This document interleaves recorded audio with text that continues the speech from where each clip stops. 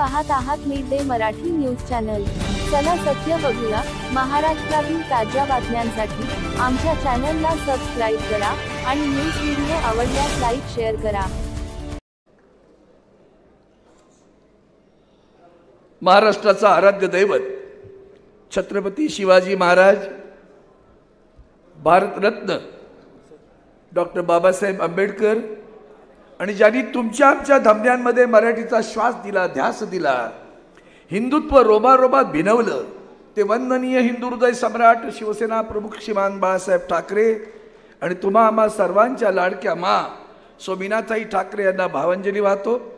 आणि आज 23 जानेवारी वंदनीय शिवसेना प्रमुखांचा जन्मदिवस। तुम्हा सर्वांच्या वतीनं वंदनीय शिवसेना प्रमुखांना अभिवादन करतो।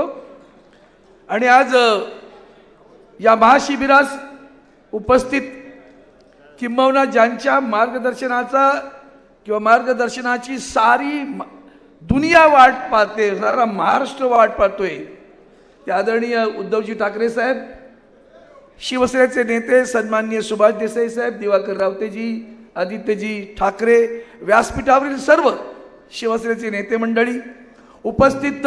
मी आता बांधवांनो भगिनींनो नाही म्हणणार, तर भगिनींनोच बोलावं लागेल, उपस्थित हनुमानांनो। खरं सांगायचं तर राऊत साहेबांनी इतक्या काळी पातमध्ये जेवून ठेवले।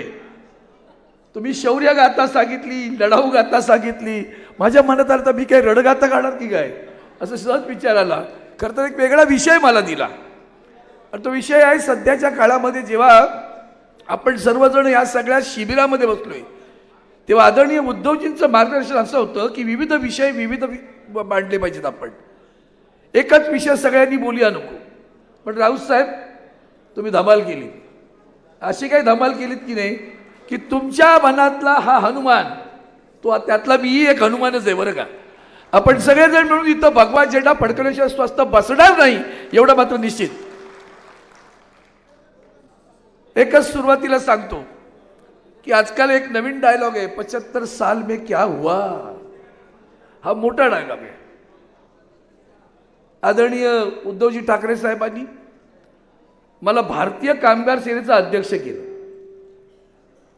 खरं तर शिवसेनेच्या निर्मितीनंतर शिवसेनेची अधिकृत कोणती संघटना पहिली निर्माण झाली तर ती भारतीय कामगार सेना निर्माण झाली।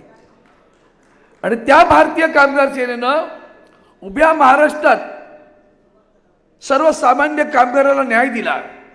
वंदनीय शिवसेना प्रमुखांची 2 मार्गदर्शक तत्व होती, हक्क मागताना कर्तव्याला विसरू नका आणि उद्योग जगला तर कामगार जगेल। पण आज आपण पाहतो की जी परिस्थिती देशामध्ये निर्माण झाली, थोडंसं विचारायचा सुद्धा इथं मंथन व्हायला हवं। आज जी परिस्थिती निर्माण झालेली आहे देशामध्ये, ती आपण पाहिलं तुमच्या लक्षात येईल। 2014 साली विद्यमान देशाच्या पंतप्रधानांनी दर वर्षाला 2 कोटी नोकऱ्या देऊ म्हणून सांगितलं। 10 वर्ष झाली बरं का। 10 वर्षात 20 कोटी नोकऱ्या मिळायला हव्या होत्या। कुठे आहेत आपण? 20 कोटी नोकऱ्या मिळाल्या का आपल्याला? आणि म्हणून एक चिंतेचा विषय साहेब, 2030 साली साधारण अशी एक अपेक्षा केली की देशाची लोकसंख्या 150 कोटीच्या घरात जाईल। देशाची लोकसंख्या 150 कोटीच्या घरात जाईल आणि अशा वेळेला बेरोजगारांची संख्या इतकी प्रचंड होईल। Centre for monitoring Indian economy या संस्थेने एक अहवाल दिला। त्या संस्थेनं असं म्हटलं की गेल्या 2 वर्षात बेरोजगारी 7% 10.82% गेली। आता या सगळ्यामध्ये ग्रामीण बेरोजगारी 6.2% 10% गेली। का झालं असं? आपल्या प्रत्येक शेतकऱ्यालाच वाटतं, प्रत्येक शेतकऱ्याच्या कुटुंबाला असं वाटतं की माझा मुलगा नोकरीत असला पाहिजे, कारण त्याला शाश्वत पगाराची गरज आहे। अवकाळी पाऊस, दुष्काळ, पूर यामध्ये त्याचा संसार उद्ध्वस्त झाला आहे। म्हणून ग्रामीण भागात सुद्धा सगळेजण शहराकडे धावत आहेत, नोकऱ्या मिळाल्या पाहिजेत, पण नोकऱ्या कुठे आहेत आपल्याकडे? आणि म्हणून मला एक लक्षात आणलं पाहिजे की आज सुद्धा नाईलाज म्हणून काही लोक रस्त्यावर बसतायत। साहेब मी एक अतिशय कडवट उदाहरण सांगतो। जेट एअरवेज बंद पडली आणि त्याचं एक कुटुंब, नवरा बायको दोघंही जेट एअरवेजमध्ये होती आणि दोघांना सुद्धा नोकऱ्या केल्यावर आपल्या अंधेरीतलं उदाहरण आहे, दोघंही शेवटी रस्त्यावर वडापाव विकायला बसले. जेट एअरवेजमधला ज्या लाखोंनी पगार घेणारा कामगार, म्हणून गंभीर आहे. आपल्या शिबिरात याचं सुद्धा चिंतन व्हायला पाहिजे.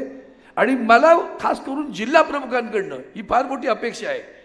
संपूर्ण मानवी आमच्या आदित्यजी तर सारखेच सांगत असतात किती उद्योग पळाले, पण जे आहेत ते उद्योगांची अवस्था काय, तेही बंद पडले. खरं तर 60% पगारदार नोकरांना कोणताही लेखी करार नाही. मी आता भारतीय कामगार सेनेचा अध्यक्ष झाल्यानंतर काही आमच्या युनियनचे प्रतिनिधी येतात, साहेब करारावर सही करा. मग मागणी करतात, साहेब काही मुलांना सांगा ना, त्यांना नियमित करा, रेग्युलर करा. म्हटलं का नाही करत, तेवढे साहेब 10 वर्ष झाली त्याला. मग मी म्हटलं त्या मुलाला बोलवलं, म्हटलं का रे बाबा तू 10 वर्ष नोकरी करतो, हो मग तुला अपॉइंटमेंट लेटर मिळालं आहे का? तो म्हणतो अपॉइंटमेंट लेटर नाही मिळालं मला. 10 वर्ष कोणतंही अपॉइंटमेंट लेटर न मिळता एक मुलगा नोकरी करतोय, त्याला रेग्युलर होण्याचं दूरच राहिलं. अशी भयावह परिस्थिती आहे. 47% कामगारांना भरपगारी रजा नाही, 54% कामगारांना सामाजिक सुरक्षा नाही.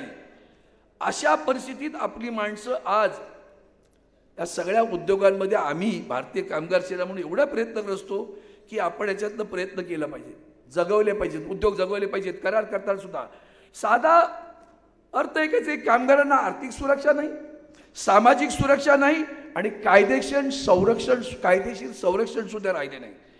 केंद्र सरकारचे सार्वजनिक उपक्रम घ्या, हे सगळं त्याच्यामध्ये बरं का. सेंटर ऑफ त्यांनी जे अहवाल दिला आहे, 7 कंपन्यांमध्ये 20,000 नोकऱ्या गेल्या.